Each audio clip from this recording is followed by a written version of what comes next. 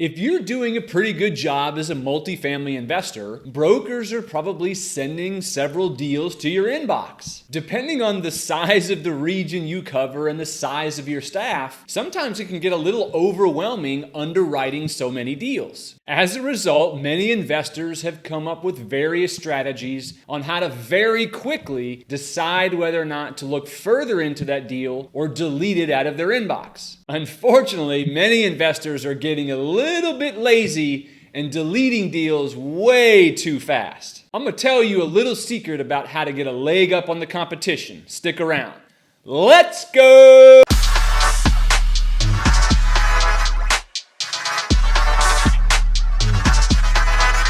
I was recently on Jerome Meyer's podcast called Multifamily Missteps, and I want you to hear what I had to say about this topic. Let me know in the comments down below if you're maybe guilty of this a couple times. People pass up listings all the time on their inbox. What do a lot of us do? Because we get so many listings from all over the place across our inbox, a lot of investors, I know it, will go in there, they'll click on things, they're trying to get to the financials as fast as possible. They're almost looking for ways to eliminate it because they've underwritten so many deals and there's so many of them don't work. They're just looking for a way. They'll either do a percentage ratio, they'll do an expense per unit per year, they'll do a cap rate, something, and they'll pass on it. And it's the stupidest thing you can do because what you're doing is you're relying on what that broker is telling you. And not that the broker's lying, it's that every broker and every seller calculates things differently. A cap rate has so many inferences or so many guesses or so many ways they came up with that. It's insane. And on the expense side, on the pro formas, like who knows what he put for property taxes? Who knows if the seller has an umbrella policy, so his insurance is way lower than what yours is going to be? What did he assume for vacancy? You have to dive into everything that comes across your inbox because it's all about probabilities. The more at-bats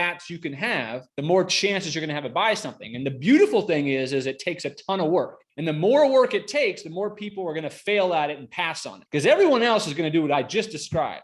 It's going to come across their inbox, and in 5 minutes they pass on it. Jerome is going to go into it deeper. If it's in an actual market that he buys in, if it's in a reasonable location within that city, yeah, I see it's a 4.2 cap, but I'm going to take a look at it a little bit further. Let me see what they're doing. Let me see where I can find value. How can I make this work? Not how can I eliminate this as quickly as possible?